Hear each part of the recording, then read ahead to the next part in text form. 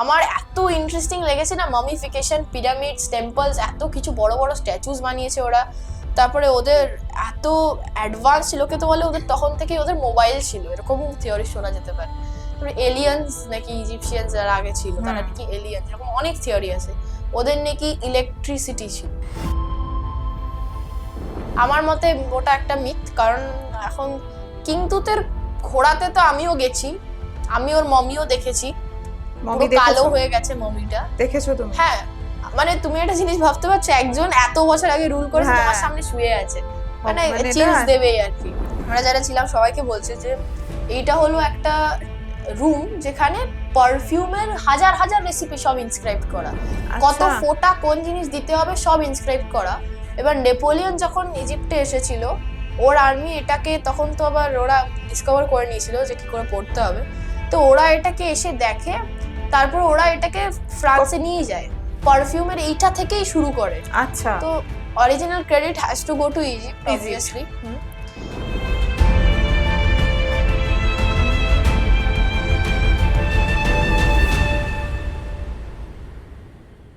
খুব ভিংচিয়েই বলেছিল যে তোর বইয়ে এত ভুল আছে, গ্রামাটিক্যাল সব ফার্স্ট বইটা। আমার তো খুব খারাপ লেগেছিল, আমি কিছু বলিনি ওকে। তারপরে কিছুদিন আগে ওর স্কুলেই টক দিতে গেছি, তখন ওই ছুটে যাচ্ছে এটা কর এটা কর। তো এটা মানে মনে হয়েছিল ঠিক আছে, তাহলে আমি অ্যাভেজ করে নিতে পেরেছি নিজেকে। তো আমরা ঢোকার সময় কি করেছিলাম, স্টেয়ার্সে জুতো খুলে রেখেছিলাম, যে শু র্যাকে রাখতে হতো। তো এইটা নিয়ে একজন টিচার, সেটাকে আমরা স্টাফ ভেবেছিলাম, সে দৌড়ে এসে জুতোকে নিয়ে শু র্যাকে রাখে। পরে জানতে পারি সে হলো নাকি প্রিন্সিপাল। ক্লিনিং সব ছাত্ররা আর টিচাররাই করে, কোনো স্টাফ নেই ক্লিনিং। তো একটা রুল ছিল, সেটা হলো কি স্কুলে যারাই যাচ্ছে সবাইকে হেঁটে যেতে হবে, আনলেস তুমি ক্লাস 6 এ পড়ছো তুমি সাইকেল ইউজ করে যেতে পারো, আর তোমাকে হেঁটেই যেতে হবে। না না, কি হয়, ধরে নাও তুমি একটা জাপানি স্কুলে পড়ছো, তোমাকে স্কুল 10,000 ইয়েন দেবে। মানে ব্যাপারটা হলো গিয়ে ওরা রিটায়ার্ড, ওদের অনেক বয়স, কিন্তু তাও ওরা দেশের জন্য সকাল এত ভোরবেলা ওঠে, ট্রাফিক সিগন্যালে রাস্তায় দাঁড়িয়েছে, স্টুডেন্টসদের এনশিওর করে যাতে সেফলি রাস্তা ক্রস করতে পারে। আমি তখন লোকে সবাই আমাকে বলতো যে তুই প্রেসিডেন্ট হতে পারিস, প্রাইম মিনিস্টার হতে পারিস, এসব আমাকে বলতো। তো তখন আমার মা বাবা বলতো, তুই যদি প্রেসিডেন্ট বা প্রাইম মিনিস্টার হতে চাস তাহলে তো তোকে মানে অন্য অন্য দেশের জিনিসগুলোকে দেখতে হবে, তারপরে তো ইন্ডিয়াকে ইমপ্রুভ করতে হবে। এইসব অনেক ব্রেন ওয়াশ করেছে যাকে বলে।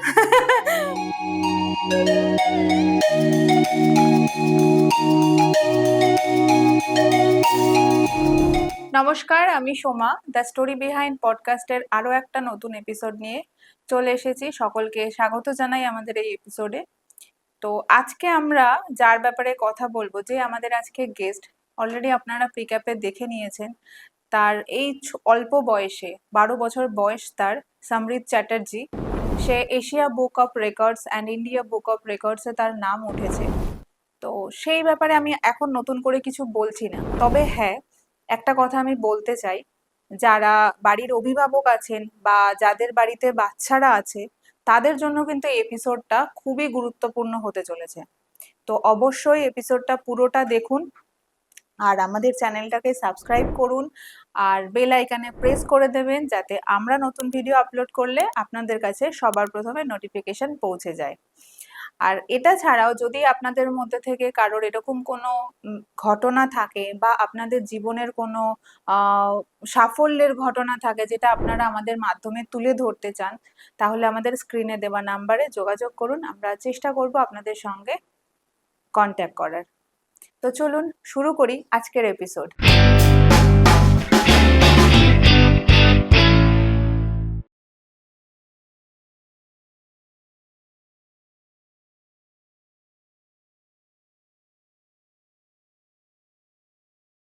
সমৃদ্ধ, ফার্স্টেই তোমাকে আমরা কনগ্রাচুলেট করতে চাই আমাদের গোটা টিমের তরফ থেকে, যে তোমার এই অ্যাচিভমেন্টের জন্য। এই যে তোমাকে নিয়ে চারিদিকে এত কথা হচ্ছে, এত হইচই, এত রেকর্ডস, লোকজন এত সব তোমাকে নিয়ে ব্যস্ত হয়ে আছে, তো সেই জিনিসটা তুমি কেমন এনজয় করছো?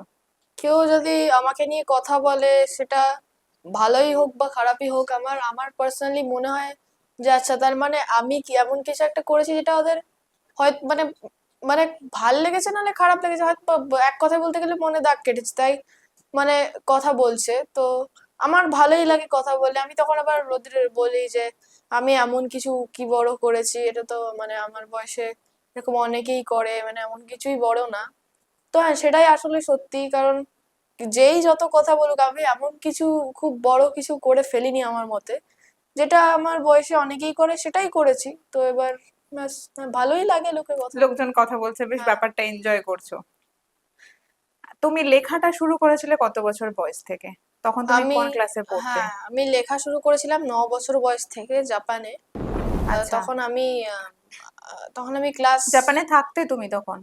হ্যাঁ, আমি তখন ক্লাস 5-এ পড়তাম। আচ্ছা, তো জাপানে আমি গেছিলাম কারণ আমার মা একজন যাদবপুর ইউনিভার্সিটির জিওলজির প্রফেসর। আচ্ছা। তো আমার মা আসলে একটা অপরচুনিটি পায়, হুম, মানে একটা অ্যাওয়ার্ড সর্ট অফ পায় যে জাপানে 4 মাস যেতে পারবে, আর ওখানেই আমি আর আমার বাবাও যাই। হুম, আমার মা স্কুল থেকেও পারমিশন নেয়, আমার টিকিট ফিকিট বুক করা অনেক ঝামেলার ব্যাপার ছিল সব।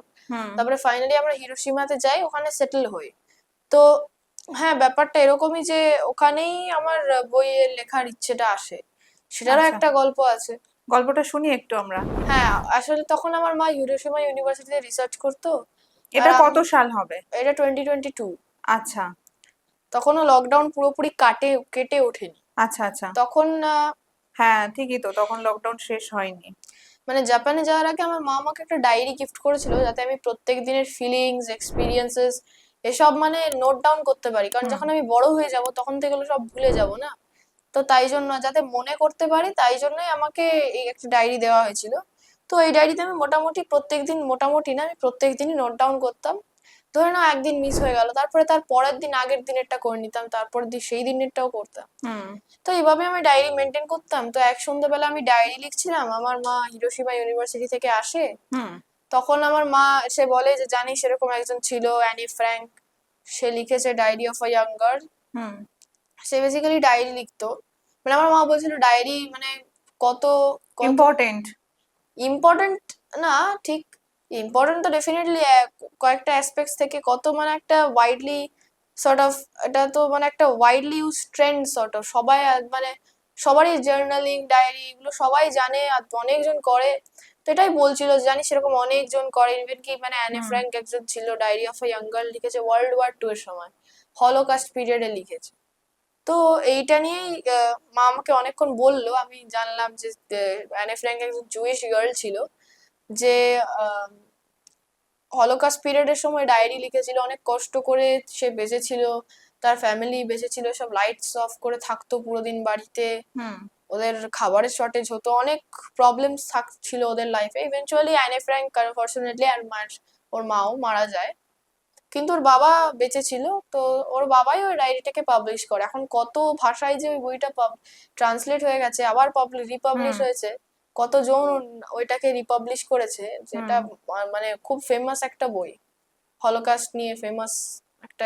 একটা ওই মেয়ে বইটা। কিভাবে দেখছে হলোকাস্ট, যেটা লোকে অনেক জানতে চায়। হুম, তখন আমি যখন শুনলাম যে একটা মেয়ে কিভাবে লিখেছে জানতে চায়, মানে একটা হুম, ছোট বাচ্চা, তো বললাম আচ্ছা, আমিও তো মানে ছোট বয়সে একটা নতুন দেশে এসেছি, তো হুম। লোকে কি জানতে চাইবে আমি কিরকম ভাবে বা মানে দেখছি ব্যাপারটা, এটা আমার মাথায় একটা এলো। তো জাপানকে তুমি কিভাবে দেখছো? হ্যাঁ, আর আমি তখন ডায়েরিও লিখতাম। তো আমি মাকে বললাম, মা বাবাকে, মাকেও বললাম, মাকেই বললাম, বাবাকেও বললাম যে মানে আমি যে ডায়েরিটা লিখছি ওটা বইতে কি কনভার্ট করা যেতে পারে। আমি তখন পাবলিশিং এসব ব্যাপারে বেশি কিছু জানতাম না। আচ্ছা। তো আমি জানতাম যে বই লিখে হুম। ওই একটা বইকেই সবাইকে দিতে হবে, আমি সবই লিখতে হবে। আমি তখন বেশি ধারণা ছিল না, তখন অনেকটা ছোট ছিলাম। হুম, তো মা বাবাকে বলতে তখন মা বাবা বললো হ্যাঁ নিশ্চয়ই, শেষ করলে করা যাবে। তারপরে আমি ইভেনচুয়ালি নেটে সার্চ করে জানতে পারি পাবলিশিং এর ব্যাপারটা। তোমার কি করে পাবলিশ করতে হয়, সেটা আমি পরে জানি বইটা লেখা হয়ে যাওয়ার পর। তাহলে কারণ পুরো বইটাই তুমি জাপানে বসে লিখেছো?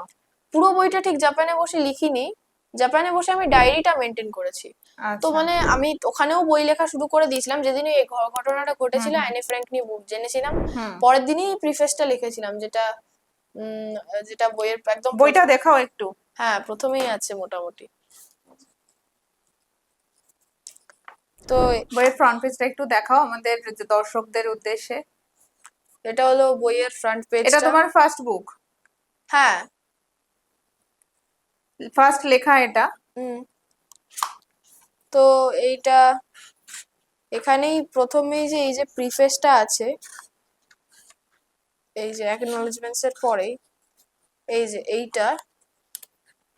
এইটা আমি জিনিসটাকে আমি লিখেছিলাম 2022-তে হুম। ওই সময়, কিন্তু যেহেতু এটাকে আমি পরে আবার একবার করেছিলাম, তো এখানে জুলাই 2023 লেখা আছে। আচ্ছা, এটা এটা রিপাবলিশ হয়েছিল মনে হয়, আবার একবার হ্যাঁ, এটা হয়েছিল। রিপাবলিশ হয়েছিল, কারণ এটা 500 কপিজ সোল্ড হয়ে যাওয়ার পর বেস্ট সেলারের ট্যাগ পড়েছিল, হুম। তারপরে দেশ পাবলিকেশনই এটা দিয়েছিল।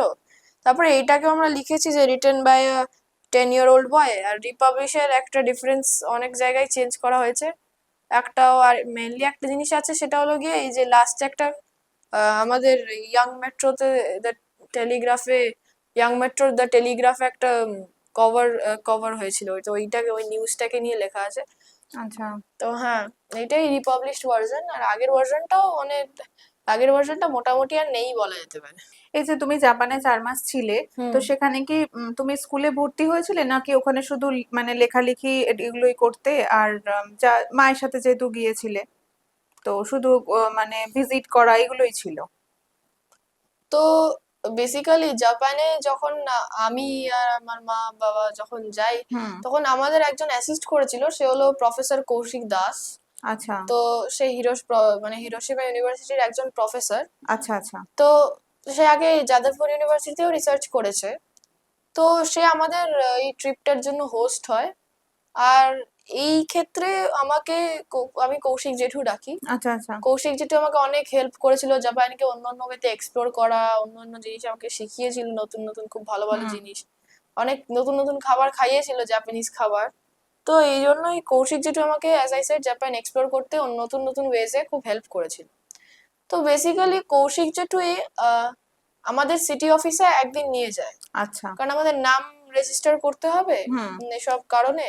মানে 4 মাস থাকবো, তো গভর্নমেন্টকে জানাতে হবে আমরা আছি। আছি, হ্যাঁ। তো আমরা গেছি, তো তারপর থেকেই সিটি অফিস আমার মাকে কনস্ট্যান্টলি মেল করছে যে আপনার ছেলেকে স্কুলে পাঠান, কারণ ওরা ভাবছিল যে যদি একটা যদি 4 মাস একটা 9 বছরের ছেলে বিনা এডুকেশনে থাকে, তাহলে তার মেন্টাল হেলথে ঠিক ভালো এফেক্ট পড়বে না। আচ্ছা, এটা জাপানিজের মানে জাপানে এটা এরকম রুলস আছে যে এরকম মানে থাকা যাবে না? বলতেই পারো। তো এরকম এই জন্যই আমাদের মেসেজ করে, বারবার রিপিটেডলি ইমেল করছিল। তারপর আচ্ছা। আমার মা ভাবলো যে হ্যাঁ ফাইনালি মানে স্কুলে পাঠাতে হতে হবে, কারণ কিছু জাপানের করার নেই। ল্যাঙ্গুয়েজ তো তাহলে জানতে হবে? হ্যাঁ, জাপানিজ ল্যাঙ্গুয়েজটাও শিখতে হয়েছিল, কারণ জাপানিজ আচ্ছা। স্কুলে সব টেক্সট বুকস, তারপরে কি ভাষায় পড়ায় হ্যাঁ। সবকিছুই জাপানিজ। তো এই জন্যই জাপানিজ ল্যাঙ্গুয়েজটাও শিখতে হয়েছিল। আর জাপানিজ ল্যাঙ্গুয়েজ আমি আর আমার বাবা গেছিলাম তো 20 দিন জাপানিজ ল্যাঙ্গুয়েজ একটা জায়গায় যেতাম কোর্স করার জন্য। হুম। জায়গাটা আমাদের বাড়ি থেকে 5.5 কিলোমিটার দূরে ছিল। হুম। তো আমরা ওখানে প্রত্যেকদিন সাইকেলে করে যেতাম। তো আচ্ছা, আমাদের যেখানে আমরা থাকতাম সেখানকার ম্যানেজারই বলতে পারো, সেই আমাদের 2টো করে সাইকেল দিয়েছিল। তো আচ্ছা। আমরা সাইকেলে করে যেতাম, সাইকেলে করে আসতাম। তো মানে আমাদের অনেক অনেক এক্সারসাইজও হয়ে যেত এই চক্করে। আচ্ছা, তারপরে স্কুলে ভর্তি হলে? তারপরে স্কুল আমরা একদিন ভিজিট করেছিলাম জাপানিজ ক্লাসের মাঝখানে। আর স্কুল নিয়ে কথা বলতে গেলে তো আর শেষই হবে না। জাপানিজ স্কুল এত ওয়েল ডিসিপ্লিন, ওয়েল ইনফ্রাস্ট্রাকচার একটা মানে সব জাপানিজ স্কুলই হয়। হুম। তো মানে আমরা প্রথম দিন গেছি, আমি আর মা, আমার মা আর আমার বাবা আর কৌশিক জেঠু মিলে গেছি। হুম। তো ওখানে যেতেই আমাদের সব জুতোগুলো কি করেছি, মানে জাপানিজ স্কুলে কি হয়, ভেতরে একরকম জুতো পরতে হয়, বাইরে একরকম জুতো পরতে হয়। আচ্ছা। মানে স্কুলের বাইরে অনেক বড় স্কুল, রক কার্ভিং আছে, হুম। হুম। প্লেগ্রাউন্ড আছে, অনেক বিল্ডিং আছে, মানে পড়াশোনার জন্যই স্মার্ট স্কুল যাকে বলে, হুম। স্মার্ট বোর্ড যেসব আছে। তো আমরা ঢোকার সময় কি করেছিলাম, স্টেয়ার্সে জুতো খুলে রেখেছিলাম, যে শু র্যাক্সে রাখতে হতো। তো এইটা নিয়ে একজন টিচার, যাকে আমরা স্টাফ ভেবেছিলাম, টিচার ঠিক নয়, পরে বলছি সে কে, স্টাফ ভেবেছিলাম, সে দৌড়ে এসে জুতোকে নিয়ে শু র্যাকে রাখে। পরে জানতে পারি সে হলো নাকি প্রিন্সিপাল স্কুলের। আচ্ছা। তো ওখানকার লোকেরা এতই ডিসিপ্লিন। আর তারপরে আরেকটা জিনিস হলো যে স্কুলের ক্লিনিং সব ছাত্ররা আর টিচাররাই করে, কোনো স্টাফ নেই ক্লিনিং এর। মানে প্লেগ্রাউন্ডের ঝাড়ঝোপ থেকে শুরু করে, তার সাথে ক্লাসরুম, হুম। বাথরুম, করিডোর সব ক্লিন করে ওরা। আচ্ছা। আর মানে স্টুডেন্টসদের ডিস্ট্রিবিউট করে দেয় যে তুমি এই মানে ধরে নাও লাঞ্চ ব্রেকের পর ক্লিনিং পিরিয়ড হয়, এই হুম। যে তুমি আছো, তুমি জাপানিজ ক্লাসে প্রত্যেকদিন ক্লিনিং করবে। স্টুডেন্টস এর অন্য অন্য জায়গায় ক্লিনিং করতে পাঠায়, পুরো অ্যাসাইন থাকে, আর এইভাবে পুরো স্কুলটা ওরা ক্লিন রাখে। জাপানিজ স্কুলের আরেকটা জিনিস হলো প্রত্যেকটা ছাত্রকে 10,000 ইয়েন দেয়। আচ্ছা, মানে বুঝতে সবারই অসুবিধা, প্রথমে ভাবে সবাই বুঝতে পারে না এটা। হ্যাঁ এটা তো। না না, কি হয়, ধরে নাও তুমি একটা জাপানিজ স্কুলে পড়ছো, হুম। তোমাকে স্কুল 10,000 ইয়েন দেবে, কেন? তোমার মেডিসিন দরকার এইসবের জন্য স্কুল আচ্ছা, আর এটা উল্টো করে দশ স্কুল হাজার উল্টে স্টুডেন্টকে দেবে? হ্যাঁ 10,000 ইয়েন দিতেই হবে। 10,000 ইয়েন তোমার ধরে নাও স্কুলের ফিস 5,000 ইয়েন, হুম। ফিজ ম্যাটার করে না, তোমাকে 10,000 ইয়েনই দেবে ওরা। আচ্ছা। মানে ওদের লস হোক, ওদের কিছু অসুবিধা নেই, স্টুডেন্টসরা হেলদি থাকলেই ওদের ব্যাস, ওদের আর কিছু দরকার নেই। স্কুল মানে জাপানিজ স্টুডেন্টসদের খুবই গ্রাউন্ডেড রাখে আমার মতে, মানে লাঞ্চ সার্ভ করা থেকে শুরু করে ক্লিনিং করা, ও তারপরে স্কুলে লাঞ্চও দিত? লাঞ্চও স্টুডেন্টসরা সার্ভ করতো, বা কুকটা তো করতো না। না না, আমি সেটা বলছি না, মানে স্কুল থেকে লাঞ্চ প্রোভাইড করতো? হ্যাঁ আচ্ছা। অফকোর্স, আমি তাই জন্যই বেসিক্যালি জাপানিজ স্কুলে যাওয়ার জন্য কনভিন্সড হলাম। আমি প্রথমে একদমই কনভিন্সড হচ্ছিলাম না, আচ্ছা। বলেছিলাম যে যাবই না, আমি এত এখানে রিল্যাক্স করতে এসেছি, বলেইছিলাম চিল করবো এখানে এসে, আমি কেন যেতে যাব। তখন মা বুঝিয়ে বললো, দেখ তোর কন্টেন্ট ডায়েরিতে যেটা আছে এনরিচড হবে, হুম। লোকে জানতে চাইবে একটা জাপানিজ স্কুল কিরকম। তারপরে এক্স্যাক্টলি। কারণ সবাই যারা জাপানে ঘুরতে আসে তারা সবসময় তো বাচ্চা হয় না যে হুম। জাপানিজ স্কুলে যাবে। হুম। আর আমার তখন, আমি তখন লোকে সবাই আমাকে বলতো যে তুই প্রেসিডেন্ট হতে পারিস, প্রাইম মিনিস্টার হতে পারিস, এসব আমাকে বলতো। তো তখন আমার মা বাবা বলতো, তুই যদি প্রেসিডেন্ট বা প্রাইম মিনিস্টার হতে চাস তাহলে তো তোকে মানে অন্য অন্য দেশের জিনিসগুলোকে শিক্ষা দেখতে বা এই হবে, সমস্ত তারপরে সবই তো জানতে ইন্ডিয়াকে হবে। ইমপ্রুভ করতে হবে। হ্যাঁ। এইসব অনেক ব্রেন ওয়াশ করেছে যাকে বলে। এখন মনে হচ্ছে ব্রেন ওয়াশ করেছে। না এখন মনে হচ্ছে না, তখন মনে হচ্ছিল। জাপানি আচ্ছা। স্কুলে যাওয়াটা দরকারই ছিল বলতে পারো।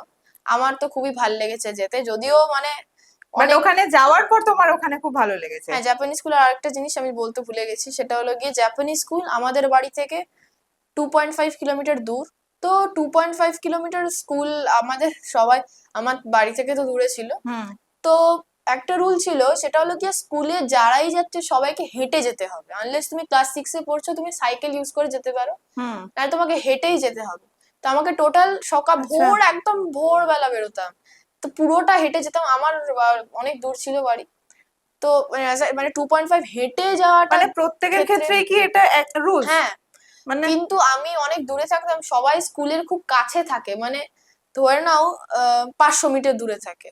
আচ্ছা। ইন্ডিয়াতে এরকম অনেকে স্কুলের খুব কাছে থাকে। হুম। তো ওরা কি করে, ধরে নাও একটা, আমরা যেটাকে গলি বলি, হুম। হুম। ওটাকে নেবারহুড বলে।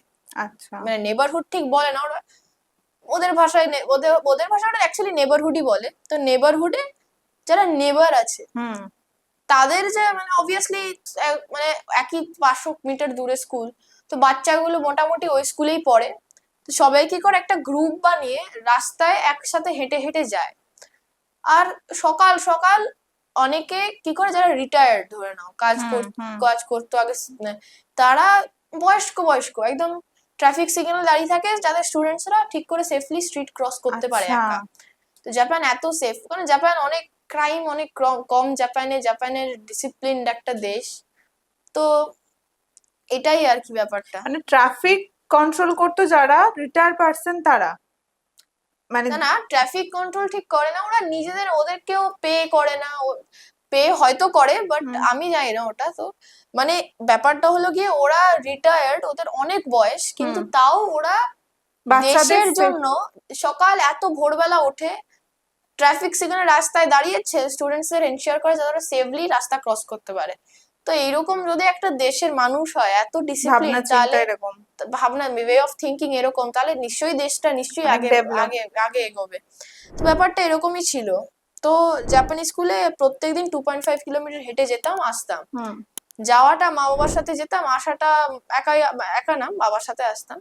তো আমি সেই ভোরবেলা উঠে বেরোতাম, আর একদম বিকেল 4টের সময় বাড়ি আসতাম। একদিন হতো সেদিন আগে 2 ঘন্টা মতো আগে ছেড়ে দিত, তো সেদিন আমার খুব ভালোই লাগতো। এসে আর ভাল লাগে না, মানে এত মানে আমার এত মানে হাঁটতাম না এত, টায়ার্ড? খুব টায়ার্ড হয়ে যেতাম, কিন্তু আমি জানতাম না যে ওই যে হেঁটেছি ওইটার জন্য আমার কত বেনিফিট হবে। কারণ জাপানের প্রথম দিকের ছবি এরকম, লাঞ্চের দিকে ছবি এরকম। কারণ আমি মানে প্রত্যেকদিন আইসক্রিম খেতাম, রোগা হয়ে ফিরেছি। ওখানে আমাদের বাড়িতে আমি কিটক্যাটের চকলেট, তারপরে আমি তখন বিশেষ মানে আমি এখন যদি একটু কনসিয়াস হয়েছি, আমি তখন বিশেষ কিছু করতাম না। আমি ইন্ডিয়াতেও মনে আছে, মাও বাড়িতে গেছে, ফ্রিজে 5টা 6টা চকলেট আছে, একদিনে খেয়ে দিয়েছি, এরকমও হয়েছে। একটা একটা মানে একটা কার্টুন টাইপ চালিয়ে দিয়েছে, তত চকলেট খেয়ে নিয়েছি, এরকম হয়েছে। তো এরকমই ব্যাপারটা। আমি তখন অত এরকমই খেয়েছি জাপানে। জাপানের খাবার নিয়ে বলতে গেলে তো আর জাপানিজের খাবার খুব হেলদি হয়। মানে ব্যানানা মিল্কশেক, মিল্ক, তারপরে স্ট্রবেরি মিল্কশেক আমি এখানে খেতাম, আমার তো দারুণ খেতে লাগতো, এখনো লাগে ইনফ্যাক্ট, আমি যদিও খুব রেয়ারলি খাই। তো এখানে খেতাম তখন নতুন নতুন সব লাইক এই যে ডেলিভারি অ্যাপ খুলেছে, তো প্রত্যেকদিন লকডাউনের সময় আমি মোটামুটি ওই উইকে 5বার মতো এসব ব্যানানা মিল্কশেকটা ঠিক ভালো লাগছিল, স্ট্রবেরি মিল্কশেক, চকলেট মিল্কশেক এসব খেতাম। জাপানে গিয়ে দেখছি খুঁজে পাচ্ছি না। ফাইনালি একদিন গিয়ে স্ট্রবেরি মিল্কশেক আর ব্যানানা মিল্কশেক একটা সেকশনে দেখেছি গ্রসারি স্টোরে, নিয়ে এসে এনেছি বাড়িতে। আমি খেয়েছি, থু করে ফেলে দিয়েছি। বাজে খেতে ব্যাপারটা, কিন্তু জিনিসটা খুব হেলদি। আমি ব্যাকগ্রাউন্ড মানে খুঁড়িয়ে দেখেছি, প্রিজারভেটিভ নেই, ইমালসিফায়ার্স কিচ্ছু নেই, যেটা আছে স্ট্রবেরি আছে, স্কিম মিল্ক আছে, এইসব ইনগ্রেডিয়েন্ট দিয়ে তৈরি। ব্যানানা মিল্কশেকটা তো আরো বাজে খেতে ছিল, স্ট্রবেরি মিল্কশেকটা কিছু করে খেয়ে নিয়েছিলাম। তো ওদের সব ইনগ্রেডিয়েন্ট ওরা খুব মানে প্রসেসড ফুড ওদের কম তা বলতে পারো, ওরা হেলথের ওদের বেশি খেয়াল দেয়। হ্যাঁ হ্যাঁ। আর জাপানিজ একটা ফুড নিয়ে খুব ইন্টারেস্টিং, ধরো না প্যাকেজ ফুড কিনছো, মানে আমাদের অনেক জায়গায় অনেক কোম্পানি কি করে যে ধরে নাও একটা চকলেটের অ্যাডভার্টাইজমেন্ট, এমন দেখায় চকলেট খোলা আছে, ভেতর দিয়ে চকলেট ফেটে বেরিয়ে আসছে, এইসব অ্যাডভার্টাইজমেন্ট হয়।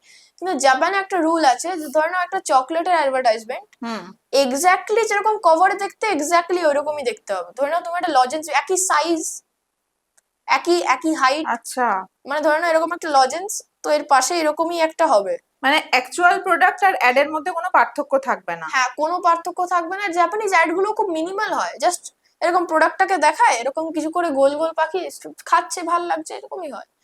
আর এটাই আর কি জাপানিজদের, ওদের ফুড নিয়ে ওরা খুব ভাল লাগে। ওদের রাস্তায় রাস্তায় ভেন্ডিং মেশিন তো আলাদাই, মানে ভেন্ডিং মেশিনে কোল্ড ড্রিঙ্কসও আছে, আর উপর দিকে অনেক ভেন্ডিং মেশিনে না স্যালাড মতো পাওয়া যায়, ফ্রুট স্যালাড পাওয়া যায়। আচ্ছা, আর এটা আমিও দেখেছি, আমরা ওসাকা গেছিলাম ঘুরতে, ফ্রুট স্যালাড পাওয়া যাচ্ছে।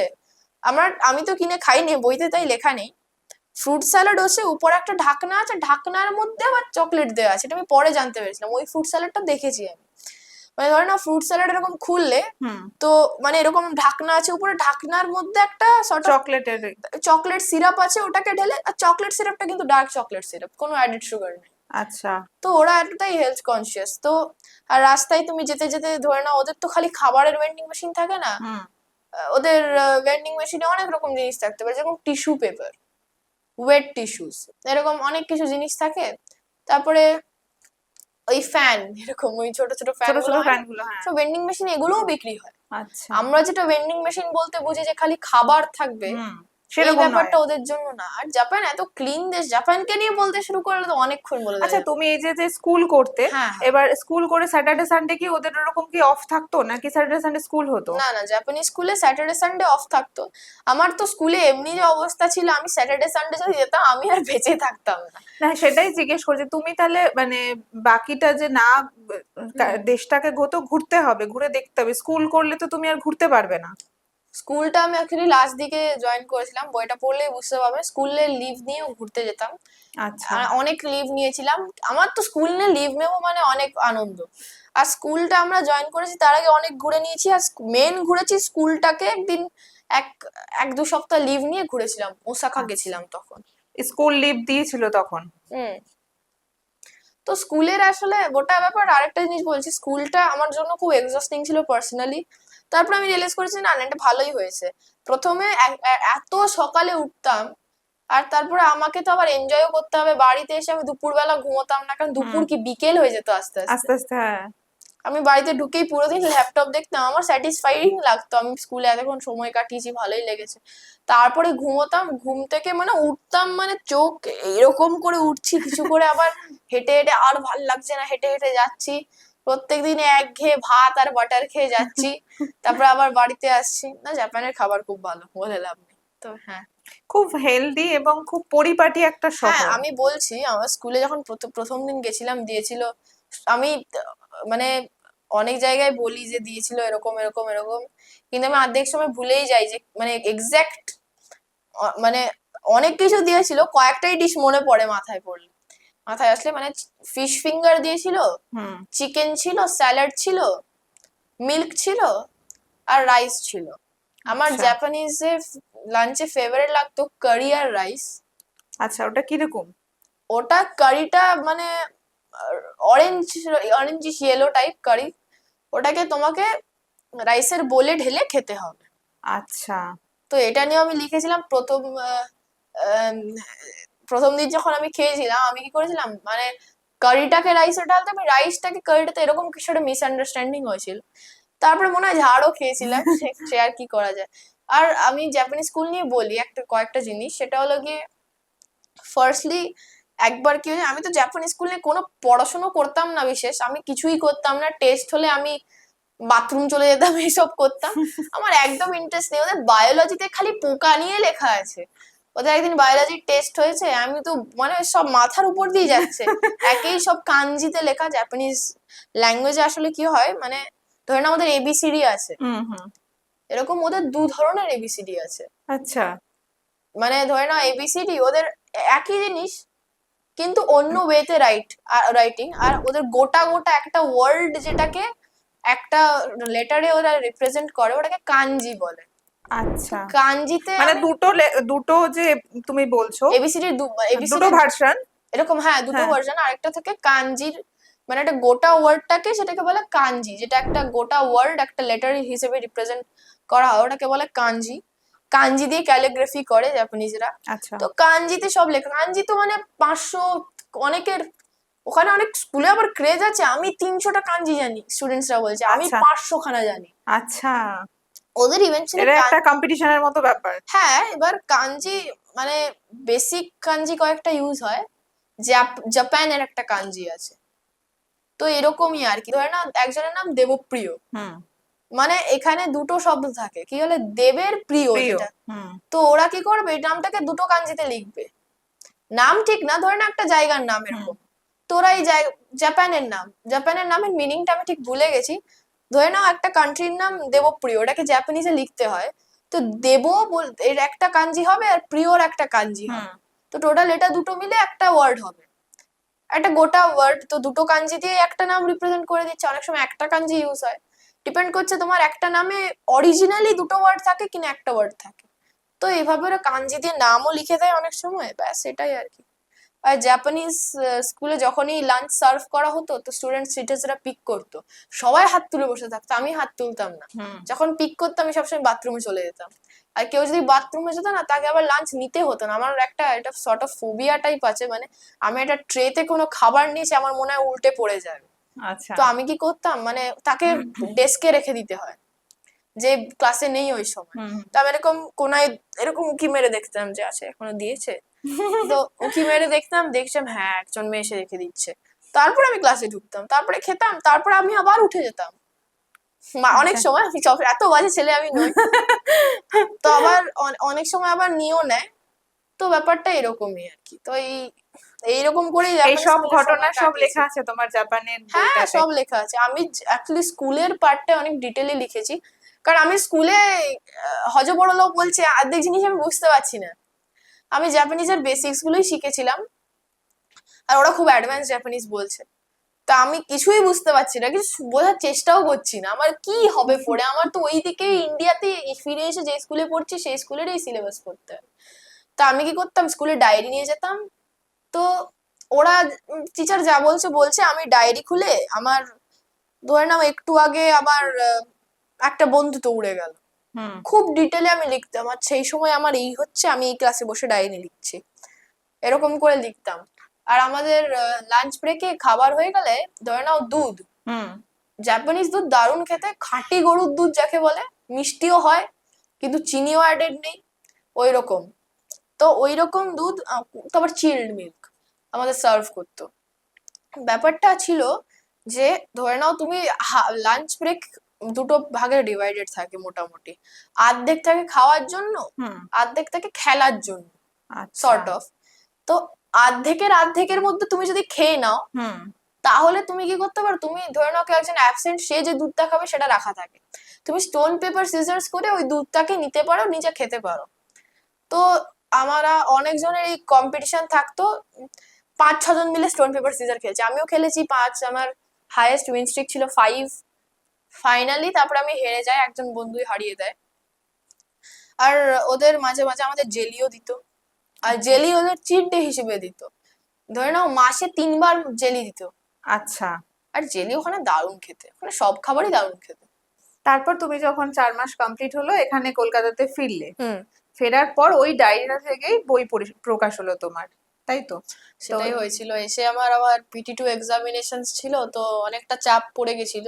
আচ্ছা। তো তখন একটু বই লেখার আগে অ্যাসাইড করেছিলাম, PT2 এক্সামিনেশন দিয়ে তারপরে লিখে পাবলিশ করলাম, আচ্ছা।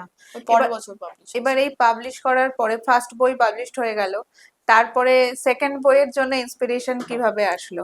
বাড়ি থেকে কি প্রেসার দিল মা বাবা না, যে না? আমাকে কোনোদিনও মা বাবা কিছুর জন্যই প্রেশার দেয়নি। কোনো বই লেখা নিয়ে, কোনো পড়াশোনা নিয়ে, ড্রয়িং করতে হবে, গান করতে হবে, কিছুই হুম। প্রেশার দেয়নি। এবার ধরেন আমার যেটা আমার ভালো লাগে আমি সেটাই করি, সব সময় এটাই হয়। সিরিয়াসলি কোনোদিনও প্রেশার দেয়নি, আমার মা বাবা যেটাকে বলে খুব চিল। তো এই জন্যই আমার খুব ভাল লাগে বই লিখতে, ওদের সাথে সময় কাটাতে। তো মা বাবা আমাকে কোনোভাবেই চাপ দেয়নি সেকেন্ড বা থার্ড বই বা যেটা আমি লিখছি লেখার জন্য, ফার্স্ট বইটাও না। তো আমি যখন আমার ফার্স্ট বই পাবলিশ করতে যাই, হুম। তখন আমার পাবলিশার্সরাই নিজেরাই, মানে ওরা নিজেরাই জিজ্ঞেস করে তোমার সেকেন্ড বই কবে পাবো। তো আচ্ছা। আমি ভাবলাম আচ্ছা মানে চাইছে, তো আমি হ্যাঁ। ভাবলাম কিছু একটা তো লিখতে হবে, কিছু একটা ভালো জিনিস নিয়ে লিখতে হবে। প্রথম জিনিস আমার মাথায় এসেছিল লকডাউন, কারণ লকডাউন আমার একটা পিরিয়ড অফ লাইফ যেটা আমি কোনোদিনও ভুলবো না। হুম। আমি সবসময় এটাই বলি, কারণ আমার লকডাউন, দেখে নাও লকডাউন মানে আমি যদি আমার লাইফ নিয়ে ভাবি অ্যাজ আ হোল, আমার লকডাউন পিরিয়ডটাই আমি মোটামুটি মাথায় প্রথমেই আসে। সব তখন তোমার বয়স কত, তুমি কোন ক্লাসে পড়ো? তো লকডাউনটা শুরু হয় তখন আমার বয়স ছিল 7 থেকে 8 ইয়ার্স, মানে 2 বছরেরই কথা বললাম, 2020 আর 2021। আমি খুব এনজয় করেছিলাম পার্সোনালি, আমাদের ফ্যামিলি সবাই খুব এনজয় করেছিল, সবাই একসাথে আবার আছে। আমার বাবাও মার্শাল আর্টিস্ট, দুজনেই মানে অনেক সময় বাইরে চলে যায় একসাথে, আমি দাদু দাদার সাথে থাকি। আচ্ছা আচ্ছা। আমার বাড়িতে এখনো অব্দি কোনোদিনও হয়নি যে আমাকে একা থাকতে হয়েছে, সবসময় মা বাবা চলে গেলে দাদু দিদা আছে, দাদু দিদা চলে গেলে মা বাবা আছে, কেউ না কেউ থাকে। থাকে। তো এই ব্যাপারটা থেকে আমার সর্ট অফ বলতে পারো এটাকে, আমি জানি না জয়েন্ট ফ্যামিলি বলা যাবে কিনা, মানে এরকম একটা সর্ট অফ এনভায়রনমেন্ট থাকলে আমার তো খুবই ভালো লাগে। এনজয় খুব হতো। হ্যাঁ হ্যাঁ। তো এই সময় লকডাউন নিয়ে আমি লিখতে চেষ্টা করলাম, লকডাউন অ্যাজ আই সেড খুব এনজয় করেছি, যদিও আমার 2বার কোভিড হয়েছিল। আচ্ছা। হ্যাঁ, কোভিড হয়েছিল বলতে আমার 2বার হয়েছিল, আর 2বারই হিল করে গেছিলাম, এমন বড় কিছু হয়ে যায়নি আর। আচ্ছা আচ্ছা। তারপরে? তারপরে কি আর তারপরে তারপরে কোভিড নিয়ে, কোভিড এর টাইমটাতে হ্যাঁ, কিভাবে টাইম স্পেন্ড করলে ফ্যামিলির তো সাথে? মানে এটা কোভিড তোমার কাছে হ্যাঁ একটা কোভিড পজিটিভ কোভিড দিক। নিয়ে বলছি। তো ফার্স্টলি আমার বইতে একটু খুলতে হবে, এই যে, তো আমি এটা হাতে নিয়ে হ্যাঁ বলছি হ্যাঁ। যে আমার সেকেন্ড বই the lockdown life of the Indian kid. এইটা এইটা লোকেরা উল্টো ধরে, সব সময় এরকম ধরে, কিন্তু হুম। ছবিটা আসলে এইরকম, লেখাটা লোকে দেখলেই বুঝতে পেরে যায়। তো আসলে একদিন আমি এই কভারটার পেজ স্টোরি হলো, একদিন আমি আর আমার বাবা এরকম শুয়ে গল্প করছিলাম, তখন কারোর কোনো কাজ নেই, আমার অনলাইন ক্লাস হয়ে গেছে, আমি শুয়ে গল্প করছিলাম। তো আমাদের দুজনের চশমাগুলো কি করেছিলাম এরকম রেখেছিলাম। তো আমরা তারপরে এমনি গল্প করছিলাম, আমার মায়ের এমনি একটা ছবি তুলেছিল। তো এইটা আমার মায়েরই একজন মানে মায়েরই একজন কলিগ বলতে পারো, সেই পয়েন্ট আউট করেছে যে এটার একটা ডিপার মিনিং আছে, এই যে দুটো চশমা আছে, হ্যাঁ। সেটা আমি মনে হয় একদিন ভেবেছিলাম, তারপর আমি ভেবে উঠতে পারিনি ঠিক মানে কি হবে। এটার মানে হলো গিয়ে আউটসাইড দ্য ব্র্যাকেট, দুটো চশমা রিপ্রেজেন্ট করছে দুটো হ্যাঁ ব্র্যাকেটকে, হ্যাঁ। তো it means outside the bracket. So এটাও একটা ডিপ মিনিং, আমি পরে সেটা বলতে রিয়ালাইজ করি, আমি তো জানলামই না। তো এইটা একটা খুব ভালো জিনিস ডিসকভার করেছিলাম, যাই হোক। তো এই বইটাতেই আমি বেসিক্যালি আমার লকডাউনের এক্সপিরিয়েন্স নিয়ে লিখি। মোটামুটি সবাই যারা লকডাউন এক্সপিরিয়েন্স করছে রিলেট করতে পারবে, কারণ আমি মানে ওই স্কুল শার্ট পরে, স্কুল প্যান্ট না পরে অনলাইন ক্লাস করা, তারপরে তোমার ইভেনচুয়ালি তোমার আমাদের অনলাইন ক্লাসে আমরা খুব অ্যাকাস্টমড হয়ে যাই। তো প্রথম দিকে লকডাউনে কি হয়েছিল, আমার দাদু দিদাকে নিয়ে বললাম, দাদু দিদা আমার সাথেই থাকে সব সময়। আমার দাদু খুব এখন 80 প্লাস 80 ইয়ার্স এ, তো তো খুব ফিট এখনো। তো আমি প্রথম দিকে যখন লকডাউনে ছিলাম তখন আমার দাদু আর দিদা অন্য একটা জায়গায় সর্ট অফ মামা বাড়ি ঘুরতে গেছিল, তখন ওখানে আটকে যায়। তো ওইখানে আটকে গিয়ে আমরা খুব টেনশন করছি, মানে এখানে আসবে কি করে, মানে লকডাউন চলছে তো। হ্যাঁ, লকডাউন শুরু হয়ে গেছে, তো তখন ওখানে আটকে গেছে। দাদুকে কল করছি, অনেক সময় কল তুলছে না, তারপর তুলে বলছে আর এদিকে ঘুরছি। তখন গ্রামগঞ্জের দিকে ছিল তো, তাই মানে অত ওইখানে লকডাউনের কোভিড অত অব্দি স্প্রেড করেনি, তখন প্রথম দিকের কথা বলছি। আমরা তারপরে একটা সময় পর খুব টেনশন করছি যে দাদুর কি হয়েছে, দাদুর কি হয়েছে, কারণ কয়েকদিন ফোন টোন তোলেনি। তো তখন কি হয়েছিল, একটা একটা ছবি আমাকে তখন আমাদের তখন পাঠিয়েছিল, এই যে এক্ষুনি সামনে চলে গেল, তাই আমি ওটাও দেখাচ্ছি। মানে অ্যাজ আই সেড, আমার দাদু খুব ফিট, খুব এখনো খুব ফিট, এখন তো 80 প্লাস হয়ে গেছে, তখন 80 ইয়ার্স হয়নি আমাদের। আসলে তখন আমি লকডাউন নিয়ে আরেকটা জিনিস বলি, এই যে লকডাউনের একটা ছবি, এটা এখান থেকে দেখা যাবে না, তো আমি বলে দিচ্ছি। লকডাউনে আমি যখনই অনলাইন ক্লাস করতাম, আমি কিছু না কিছু একটা করতাম। একবার আমি করেছিলাম যে মানে আমার একটা স্ক্রিনশট তুলে ওটাকে ব্যাকগ্রাউন্ড পেপার হিসেবে লাগিয়ে ফ্রেম থেকে সরে গেছিলাম। তো মনে হচ্ছে আমার ইন্টারনেট আটকে আছে। তো এরকম করে আমি অনলাইন ক্লাসে অন করে তারপরে আমি নিজের যা ইচ্ছে সেটা করতাম। তা আমি যেই আমার যেই ছবিটা কথা বলছিলাম দাদুরকে নিয়ে, এইটা ছবিটা আমি ক্যামেরা থেকে দেখলে বুঝতে পারছি না যে আলোটা ঠিক পড়বে কিনা, এমন বোঝা যাচ্ছে। হ্যাঁ, বোঝা যাচ্ছে তো। মানে একটা গাছের ডাল ধরে উল্টো হয়ে ঝুলছে, এই ছবি আমাদের হোয়াটসঅ্যাপে পাঠিয়েছিল, তারপর ফরওয়ার্ডেড মেসেজ। তো এইভাবেই আমি মানে জানতে পারলাম যে দাদু এনজয় করছে। তারপরে আমার জেনে খুবই ভালো লাগলো, ঠিক আছে। তারপরে ইভেনচুয়ালি দাদু বাড়ি ফিরে এসেছিল, তাই বললো আরে জানিস না কত এনজয় করেছি, এখানে ঘুরেছি ওখানে করেছি, আর আমরা বললাম তোমাকে নিয়ে টেনশন করছিল। তো এরকমই ব্যাপারটা হয়েছিল। তো এরপর তারপরে পুরো ফুল ফ্যামিলি খুবই এনজয় করা, আমার দুজন কাজিন ব্রাদারও ছিল বাড়িতে। তো ব্যাপারটা কোভিডটা খুব এনজয় হয়েছে। হ্যাঁ, কোভিডটা তো খুবই এনজয় হয়েছে। অনলাইন ক্লাস, সকালে উঠছি, এই 3 ঘন্টা অনলাইন ক্লাস করে, অনলাইন ক্লাস করতে একটা সুবিধে ছিল, একবার ল্যাপটপ হাতে পেয়ে গেছি, তার মানে অনলাইন ক্লাস হওয়ার পর আমি ল্যাপটপটা দেখতে শুরু করে দিই। আচ্ছা, অনলাইন ক্লাস দেখতে শুরু করে দিই, লাঞ্চ খাই, তারপরে আবার দেখতে শুরু করে দিই, তারপরে ছেড়ে দিই ল্যাপটপটা নিজে, তারপরে বিকেল হয়ে যায়, তারপরে বিকেল হয়ে গিয়ে ছাদে চলে যাই ক্রিকেট খেলতে, ফুটবল খেলতে। কাজিন ব্রাদার্সরা মাঝে মাঝে যেত, আমি বাবার সাথেই মোটামুটি যেতাম, হাঁটতাম, তারপর ছাদে সাইকেল চালাতাম। আমরা কমপ্লেক্সে থাকি, ছাদে নিচে লিফটে করে সাইকেল তুলে ছাদে নিয়ে গেছিলাম, সাইকেল চালাতাম। তারপরে ফুটবলও খেলতাম। আমার পাশের বাড়িরই একজন বন্ধু ছিল, তার সাথেই মেজরিটি অফ দ্য টাইম খেলতাম, ফ্যামিলির সাথে খেলা ছাড়া। তো আমি ওকে প্রত্যেকদিন গিয়ে ডাকতাম, ওর বাড়িতে গিয়ে টিভি দেখতাম। তারপরে আমরা খেলা হয়ে যাওয়ার পর আমাদের বাড়িতে এসে ট্যাং এর ম্যাঙ্গো জুস সব খেতাম। তারপরে আমরা আমাদের ওয়েজ চলে যেতাম, আমি পড়তে বসতাম, পড়া হয়ে গেলে আবার উঠে একটা মানে ওই কি বলে, এটা চায়ের ঠিক আড্ডা হতো। আচ্ছা, সবাই বসে চা খেত। তো এই ব্যাপারটা, তারপরে আবার রাত্রে আবার খাবার দাবার, তখন তো সবাই বাড়িতে আসে, দারুণ সবাই একসাথে চিকেন অনেক। আমার কাজিন ব্রাদার যে ছিল লাজানিয়া বানাতো মাঝে মধ্যে, খুব দারুণ খেতে। আমার বাবা খুবই ভালো একজন শেফ, অনেক ভালো কুক। তো চিকেন বানিয়েছে, দারুণ খাবার দাবার। আমাদের বাড়ির ঠিক পাশেই অনেক দোকান থাকতো, বুঝলি তো, সবজি এসবের অভাব পড়েনি। মাঝে মাঝে কোল্ড ড্রিঙ্কস কিনে আনা হতো, তারপরে কোল্ড ড্রিঙ্কসও খাওয়া হচ্ছে। এই প্রথম দিকের কথা হচ্ছে, মাঝখানে আমার কোল্ড ড্রিঙ্কস বন্ধ, তারপরে আবার লেটের দিকে আবার খোলা হয়েছিল, কোল্ড ড্রিঙ্কস স্টার্ট হয়েছিল আবার কোল্ড ড্রিঙ্কস খাওয়া। তো এইভাবে পুরো দিন এনজয় করতাম। তারপরে আবার লকডাউন, মানে আবার অনলাইন ক্লাস পরের দিন, এরকম রুটিনটা সেট হয়ে গেছিল। আর খুবই খুবই ভাল লাগতো আমার। এখন বললাম আমারই খুব ভালো লাগছে, ভালো সময় কাটিয়েছি। কোভিডটা খুব ভালো সময় গেছে। তো সেই সমস্ত জিনিস নিয়ে লেখা আছে তোমার কোভিডের এই বইটাতে। হ্যাঁ, মানে এই বইটা পড়লে কোভিড একটা ইন্ডিয়ান কিড কি কি করেছে, নেগেটিভ আমরা সবাই ভাবি কোভিড এর টাইমটাতে যে না এই খারাপ হয়েছে সেই খারাপ হয়েছে, কিন্তু খারাপ তো মানে ধরে নাও মানে খারাপ তো সব সময় মোটামুটি হয়, তো আমাদের খারাপের মধ্যে আজকেও পজিটিভিটি খারাপ থাকে। হচ্ছে, আজকে ভালোও হচ্ছে, অনেক জিনিস আজকে খারাপ হচ্ছে, অনেক জিনিস আজকে ভালো হচ্ছে। তো ভালোটাতেই ফোকাস করা আই থিঙ্ক উচিত। সবসময় পজিটিভিটি সবসময়। সবসময় ঠিক নয়, খারাপ যদি কিছু খুব ব্রুটাল হয় তো মানে ব্যাপারটা এরকমই। আমি তো সবসময় পজিটিভ জিনিসগুলোই ফোকাস করার চেষ্টা করি, লকডাউনে সেটাই করেছিলাম আর কি। বেশি লেখার ক্ষেত্রে ইন্সপিরেশনটা কার থেকে আসে, মায়ের থেকে না বাবার থেকে?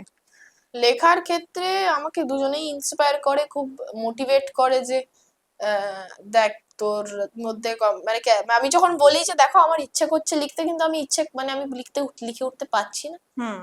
সেই সময় করে। এবার আমি যদি বলি বাবা মা আমি লিখবো না, তখন তুই বলে ঠিক আছে তুই ভেবে দেখ। মা আমাকে এবার কোনোদিনও প্রেশারাইজ কিছু করে না।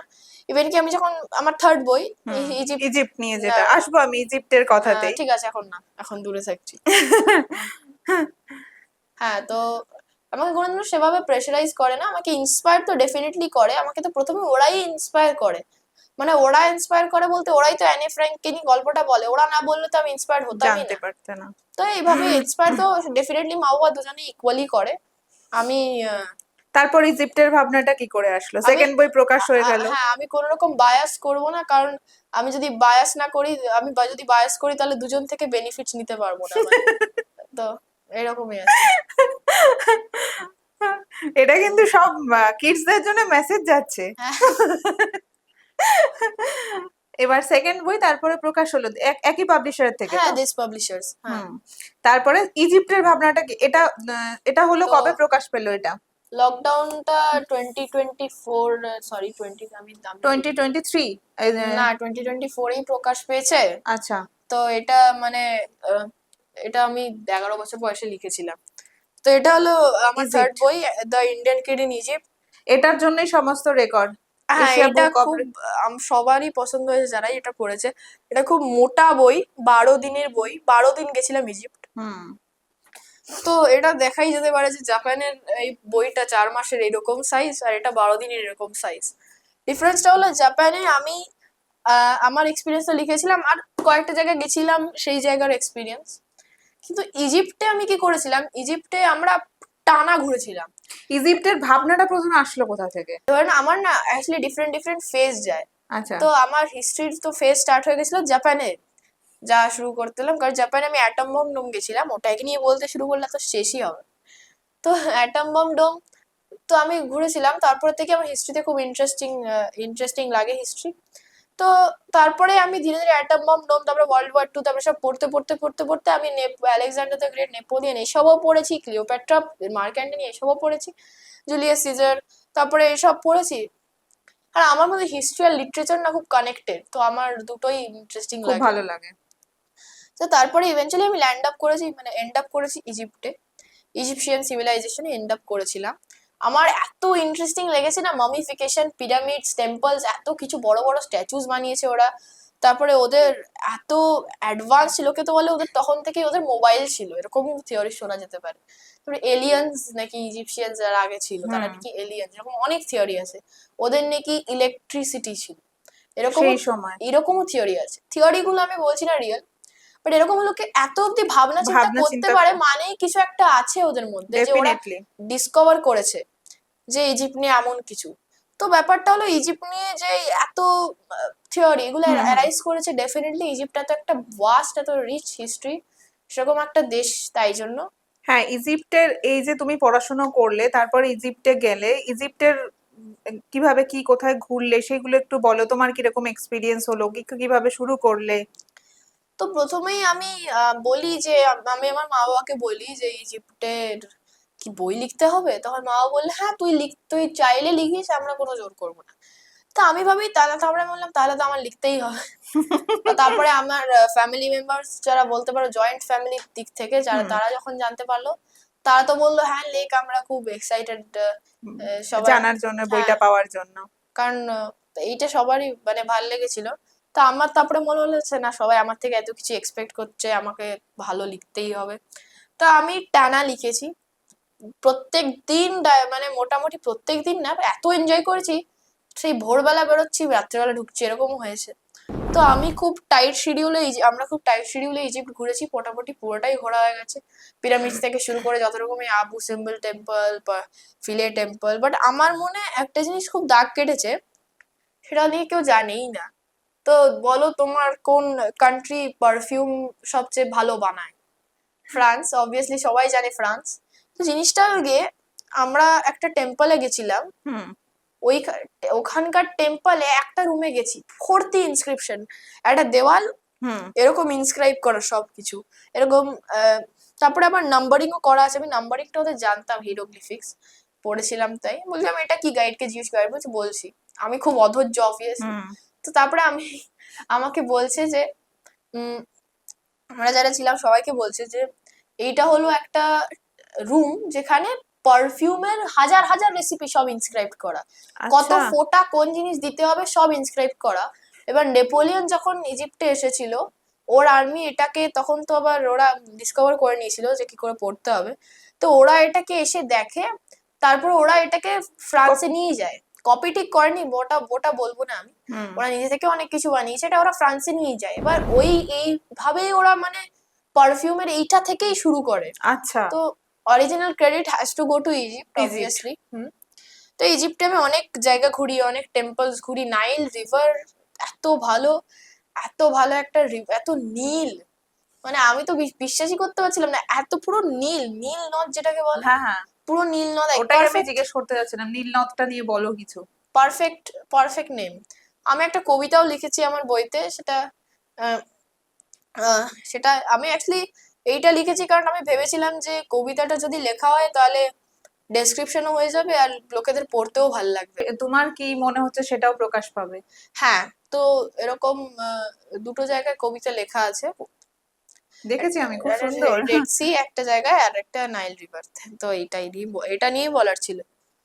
আর পিরামিড নিয়ে কিছু বলো, পিরামিডের তোমাকে তো তাহলে ওরে পুরো বাবা, হিস্ট্রি পড়তে হয়েছে, মানে পুরো হ্যাঁ, সবকিছু জানতে হয়েছে তারপরে তুমি। ওখানে আমি সব জায়গায় গাইড নিয়েছিলাম, আচ্ছা গাইডরা খুব এডুকেটেড, ওখানে জার্মানি থেকে পড়াশোনা করেছে এরকম, মানে এরকমও আছে। তো ধরে নাও আমি যদি দাঁড়িয়ে যাই এখানে, হুম যত হাইট হবে তত হাইট একটা পাথরের পিরামিড, এরকম হাজার হাজার পাথর দিয়ে পিরামিড তৈরি। পিরামিড মানে এত উঁচু, লোকে ভাবে ঠিকঠাক উঁচু, কিন্তু আসলে কিন্তু অনেক উঁচু। মানে আমি একটা জিনিস খুব ইন্টারেস্টিং নোটিস করেছি, বইতেও লিখেছি, পিরামিড আমি অনেকক্ষণ দাঁড়িয়ে দেখেছি সব পাখি যেগুলো যাচ্ছে না হুম হুম। পিরামিডের নিচ দিক দিয়ে যাচ্ছে, কেউ উপর দিক দিয়ে যাচ্ছে না। এতটাই উঁচু? হ্যাঁ, কিন্তু আমরা ছবিতে দেখলে তো মনে হয় যে না ঠিক আছে, একটা ঠিকঠাক হাইটে এরকমই লাগে। খুব উঁচু, খুব উঁচু পিরামিড, তো খুব উঁচু। ওর উপর আবার লেয়ারিং করা ছিল, ওগুলো সব ক্ষয়ে গেছে। একটা পিরামিডের উপর দেখবে একটু সাদা সাদা আছে, ওইটা আবার লেয়ারিংটা একটু রয়ে গেছিল। তো এত উঁচু, আমি এটা লিখেওছি যে পাখি নিচ দিয়ে উড়ে যাচ্ছে, টিপের নিচ দিয়ে উড়ে যাচ্ছে, আচ্ছা এরকম অনেক উঁচু পাথরে, মানে খুব উঁচু, বলে লাভ নেই। ওটা লোকেদের দেখে হাইট ছোট, মানে ঠিকঠাক হাইট মনে হয় ছোট, ঠিক বলা হুম যাবে না। তো ওইটাই আর কি, আমি তো পিরামিড একজনকে বলছিলাম, সে বলছে তো পিরামিড তো না এত উঁচু না, আমি তখন বলছি না রে পিরামিড এত উঁচু, একটা বন্ধুকে বলছিলাম। হুম। তারপর তুমি পিরামিড দেখলে, পিরামিডের ভিতরে ঢুকলে, ওখানে তো মমি থাকে বলে, দেখেছো তুমি? পিরামিডের ভিতরে আসলে মমি নেই, পিরামিডের ভিতরে বলতে গেলে পিরামিডের ভিতরে আহ অনেকটা চড়ে যেতে হয়েছে, পুরো মিলিটারি ট্রেনিং এর মতো যেটাকে বলে। আমার হুম তো লাস্টে বেরিয়ে মনে হচ্ছে আমার এবার সিক্স প্যাকসই গজিয়ে যাবে, আমি পুরো পা এরকম এরকম এরকম কাঁপছে, কাঁপছে? এত এত মানে খুব হেক্টিক। কিন্তু ভেতরে কিছুই নেই, একটা কালো রঙের এমটি কফিন আছে, আমি এই পিরামিডটাই ঢুকেছিলাম। Empty coffin? হ্যাঁ, কারণ ওই পিরামিডটার ক্ষেত্রে, মানে সবচেয়ে বড় পিরামিডটার কথা হুম বলছি, হুম পিরামিডস অফ গিজা, ওই পিরামিডের ক্ষেত্রে সব লুট করে নেওয়া হয়েছে ওদের ট্রেজার্স। আচ্ছা তাই তো পিরামিডস প্রথমে বানাতো। তারপরে তুমি যে কিং তুতের কথা বলছো, তুমি মনে হ্যাঁ হয় খেয়াল করে দেখেছো, কিং তুতের চেম্বারটা, ওটা লোকেদের বের করতে হয়েছে, খুঁড়ে খুঁড়ে বের করতে হয়েছে। কারণ প্রথমে অনেক আগে কি করতো, এত বড় বড় পিরামিড বানিয়ে ঢুকিয়ে রেখে দিত মমি, তারপরে রিয়েলাইজ করো যে সেফটিটা দরকার, হুম কারণ পিরামিড তো ঢুকে নিয়ে চলে যাবে। তো ওরা আন্ডারগ্রাউন্ড বানাতে শুরু করলো, ভ্যালি অফ কিংস আছে সব আন্ডারগ্রাউন্ড, আচ্ছা আন্ডারগ্রাউন্ড বাড়ি করতো, আর ড্রাই ক্লাইমেটে বাড়ি করতো, যাতে ড্রাই ক্লাইমেটেও বাড়ি করতো, আর যাতে লোকেদের অসুবিধা হয় খুঁজতে। তারপর এরকম জায়গায় বাড়ি করতো। তারপরে তাই তো ভ্যালি অফ কিংস আছে, সব মামি টুম সব আছে না, হুম। ওগুলো সব আন্ডারগ্রাউন্ড, লোকেদের খুঁড়ে বের করতে হয়েছে। ওই যে বলছে যে ওগুলো নাকি খুললে কি কিংতুতের অভিশাপ লাগবে কি না না, একটা এরকম। কিংতুতের টুমটা যারা খুঁড়েছিল, হ্যাঁ তার বলতে পারো কিংতুতের অভিশাপ। ওইটা ঠিক বলতেই পারো মিথ। এবার তোমার বিশ্বাস তোমার বিশ্বাস। আমার মতে ওটা একটা মিথ, কারণ এখন কিংতুতের ঘোড়াতে তো আমিও গেছি, আমি ওর মমিও দেখেছি, পুরো মমি কালো দেখেছো? হয়ে গেছে মমিটা। দেখেছো তুমি? হ্যাঁ, মানে তুমি একটা জিনিস ভাবতে পারছো, একজন এত বছর আগে রুল করেছে তোমার হ্যাঁ, সামনে শুয়ে আছে, মানে মানে এটা চিলস দেবেই আর কি।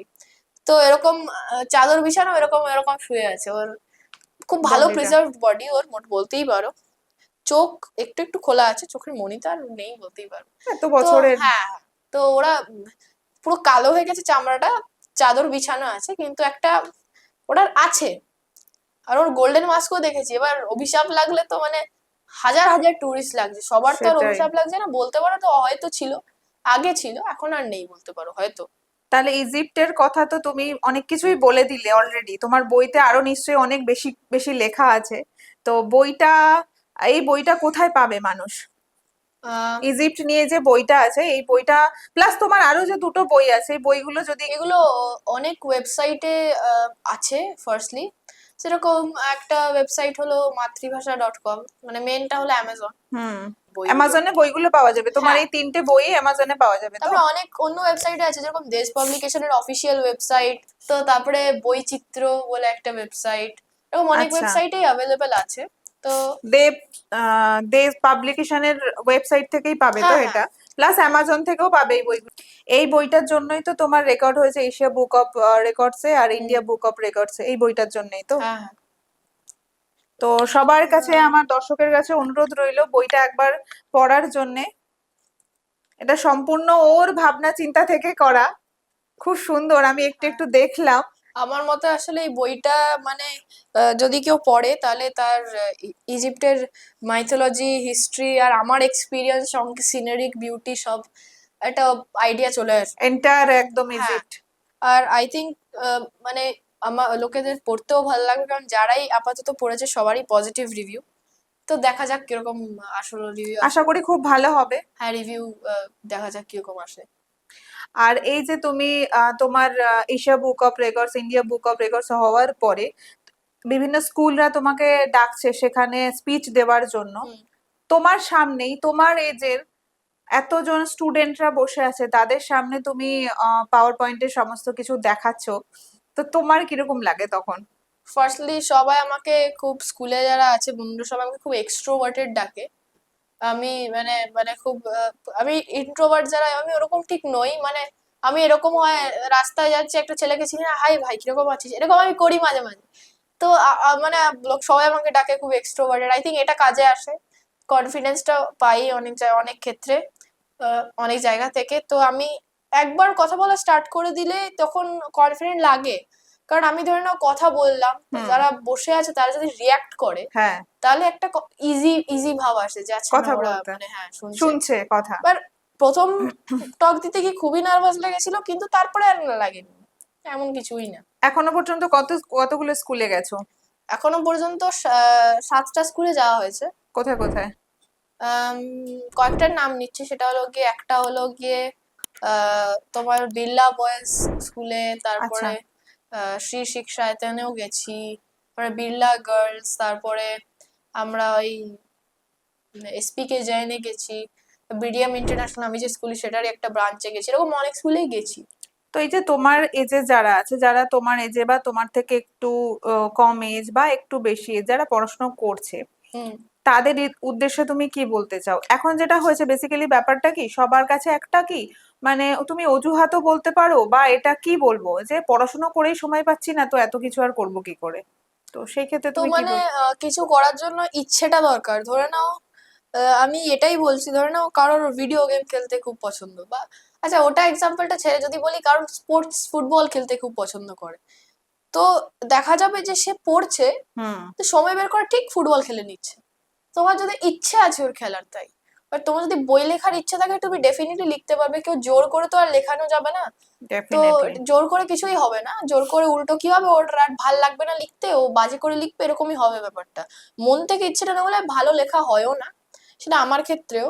আমার সবসময় আমি লিখতেও বসি না, আমার যখন ভাল লাগে মন থেকে ইচ্ছে করে তখনই লিখতে বসি, কারণ সবসময় ঠিক ভালো লেখা হয় না, এটা লেখারই একটা পার্ট। তো ফার্স্টলি জিনিসটা দরকার সেটা হলো ইচ্ছে। আর বই লেখার জন্য অন্যদের বই পড়া খুব দরকার, কারণ এটাই আমি এই কোশ্চেনেই আসছিলাম যে হ্যাঁ প্রচুর বই তো পড়তে হয় তোমাকে, মানে পড়াশোনার বই ছাড়া তো অনেক বই পড়তে হয়। হ্যাঁ বইটা না পড়লে মানে তুমি বুঝতে পারবে না যে একজন অথর কি করে কমিউনিকেশন করে, একটা মানে লাইক নর্মালি কমিউনিকেশন কি করে করে অন্যদের সাথে বইয়ের ফর্মে ওয়ার্ডস লিখে পেজেসে। তো সেটা কিভাবে ও করে এটা জানার জন্য অন্যদের তো ডেফিনেটলি বই পড়তে হবে যে বই লিখতে চায়। তো এটা ব্যাপারটা এরকমই। এইসব বই পড়ার পরে আর ভালো লাগে স্কুলের বই পড়তে? না, আমি কারেন্টলি বই পড়লে আমার কয়েকটা জনরা খুবই ভালো লাগে। আমার কমেডির বই ভালো লাগে, আমার টু সাম এক্সটেন্ট রোম্যান্সের বইও ভালো লাগে, আমি মেনলি আমার হরর ভালো লাগে। তো আর আমার অ্যাকশন বই খুব ভালো লাগে, ফিকশনাল স্টোরি, আমার যেরকম খুশি বই ভালো লাগে। জাস্ট ডিপেন্ড করছে যে আমার আমার সেটা ভালো লাগে কিনা, ডিপেন্ড করছে যে মানে আমি ইন্টারেস্ট পাচ্ছি কিনা। প্রথম কয়েকটা পাতা পড়েই বোঝা যায় যে বইটা কিরকম ইন্টারেস্টিং হবে কি হবে কিনা। আর সাবজেক্টের মধ্যে মানে ক্লাসের পড়াশোনাতে সাবজেক্টের মধ্যে কোন সাবজেক্টে সব থেকে বেশি ভালো লাগে? As I said, I think আমার পার্সোনালি আমার লিটারেচার আর লিটারেচার। হিস্ট্রি ভাল লাগে। এবার লোকের এটা বলি তখন বলে আরে সায়েন্স ভাল লাগে না, কি বলিস, সব ভাল লাগে একদম শুনতে, সবাই বলে এটা। আর কি বলি, সায়েন্স আর আমার ভাল লাগে, ফিজিক্স ভাল লাগে, কেমিস্ট্রি টু সাম এক্সটেন্ট ভাল লাগে, বায়োলজিটা ঠিক ভাল লাগে না। তুমি যে এই যে এত কিছু লেখালেখি করছো, এর মধ্যে যেরকম ভালো জিনিস সবাই বলছে, খারাপ কথাও তো অনেকেই বলে, বলে কি? নিশ্চয়ই বলে, অনেকেই বলে, কিন্তু খারাপ কথা অনেক কমই শুনেছি বইয়ের, এটাই বলতে পারি। খারাপ কমেন্ট শুনলে তখন সেটা কিভাবে হ্যান্ডেল করো? তো খারাপ কমেন্ট শুনলে আমার ফার্স্টলি মনে হয় যে আমি মানে অনেকে খারাপ কমেন্ট কি করে, অনেকে কি করে মানে ধরে নাও অনেকে অনেকের খারাপ কমেন্টের কোনো মাথা মুন্ডু নেই, মানে কোনো একটা পার্টিকুলার ধরে নাও একজন খারাপ কমেন্ট করছে যে আচ্ছা তোর বইয়ের এই জায়গাটা না ঠিক ভাল লাগেনি আমার। আচ্ছা। তাহলে আমি রিয়েলাইজ করি যে আচ্ছা একটা পয়েন্ট নিয়ে কমেন্ট করছে। আর কেউ যদি খারাপ কমেন্ট করে তুই বাজে তোর বই বাজে, মানে এটা তো কোনো সেন্স হচ্ছে না। তো এরকম একজন একজন বন্ধু আমাকে আসলে বলেছিল যে খুব ভেঙচিয়েই বলেছিল যে তোর বইয়ে এত ভুল আছে, গ্রামাটিক্যাল সব। ও ইচ্ছে করে সব এআই তে দিয়ে খুঁজে খুঁজে বের করেছিল, তারপর আমাকে বলেছিল তোর নাম হয়ে যাওয়া উচিত the Indian kid who makes grammatical mistakes. প্রথম দিকে যখন ফার্স্ট বইটা বের, আমার তো খুব খারাপ লেগেছিল, আমি কিছু বলিনি ওকে। আমার টিউশন টিচারের সামনেই বলেছিল, তখন পড়তাম তো, ওই টিউশন টিচারই ঝেড়েছিল। তারপরে কিছুদিন আগে ওর স্কুলেই টক দিতে গেছি, তখন ওই ছুটে যাচ্ছে এই এটা কর এটা কর। তো এটা মানে মনে হয়েছিল ঠিক আছে, তাহলে আমি অ্যাভেজ করে নিতে পেরেছি নিজেকে। তো হ্যাঁ, আমার খারাপ কমেন্ট শুনলে বেশি আমি কিছু রিয়াক্ট করি না, আমি বুঝতে চেষ্টা করি যে ওটা কি কোনো সেন্স মেক করে না করে না। কারণ অনেকে কি করে মানে শুধু জেলাসি বা বলার এসব, জন্যই বলে। হ্যাঁ এসব কারণে অনেকে কমেন্ট করে। তো নেগেটিভিটি পাস করে হ্যাঁ পজিটিভ দিকে কনভার্ট করাটাই বেটার। আর আরেকটা কথা যেটা জানতে চাই তোমার থেকে, বই লেখাটা তো হবিজ এর মধ্যেই তোমার, হুম। আর কি ভালো লাগে? বই লেখা ছাড়া আমার গানই, আমি গান করি, আমি ড্রয়িং করি, আমি আচ্ছা। ক্যারাটেটাও করি। তো হ্যাঁ। আচ্ছা, ইজিপ্ট নিয়ে এশিয়া বুক অফ রেকর্ডস এর নাম উঠলো, সব ইন্ডিয়া হলো বুক অফ হ্যাঁ। রেকর্ডস এর নাম উঠলো, তো নেক্সট কি ভাবনা চিন্তা আছে তোমার? তো নেক্সট ভাবনা চিন্তা হলো গিয়ে আমি ফোর্থ আর ফিফথ বই একসাথেই লিখছি। আচ্ছা, একটা লেখা হলো স্টার্ট। হুম একটা হলো ফিকশনাল শর্ট স্টোরিজ, আর একটা হলো non fiction short stories, life lessons আমার লাইফকে নিয়ে। আচ্ছা। তো ব্যাপারটা হলো এরকমই যে আমি দুটোকে একসাথেই লিখছি, এটার কারণ হলো যে এই দুটো সর্ট অফ একটু হলেও related short stories after all. তো আমার দুটোই লিখতে বেশ ভালো লাগছে, স্পেশালি মানে আমার ফিকশনালটা খুবই ভালো লাগছে। আমার কারণ ফিকশনাল গল্প ভালো আমার লাগে খুব তোমার? ভালো লাগে, হুম। পড়তেও ভালো লাগে, লিখতেও ভালো লাগে। সো দ্যাটস ইট আর কি, আমার আর কিছু বলার নেই, এইটাই করছি আর কি। দেখা আচ্ছা, যাক তাহলে কিরকম এটা কি কবে হয়। আমরা পাবো আবার? হ্যাঁ, এটা আপাতত যতদূর মনে হচ্ছে আর কয়েকটা মাস সময় দিলে হবে। আমরা অপেক্ষায় থাকলাম। হ্যাঁ, থ্যাংক আর ইউ। তোমার ভবিষ্যৎ জীবন আরো উজ্জ্বল হোক, তুমি আরো বড় হও, আরো ইন্ডিয়ার জন্য এরকম বড় বড় রেকর্ডস তৈরি করো, সেটাই থ্যাংক আমরা ইউ। চাই, আরো ভালো হোক তোমার। Thank you. সো হ্যাঁ, thank you so much thank you. আজকে আমাদের এখানে আসার জন্য, তোমার জীবনের সমস্ত এইটুকু বয়সে এত অ্যাচিভমেন্ট আমাদের সাথে শেয়ার করার জন্য। So thank you so much. সবাই ভালো থাকবেন, সুস্থ থাকবেন। আজকের এপিসোড এই পর্যন্ত, আবার দেখা হবে অন্য কোনো দিন অন্য কোনো এপিসোডে।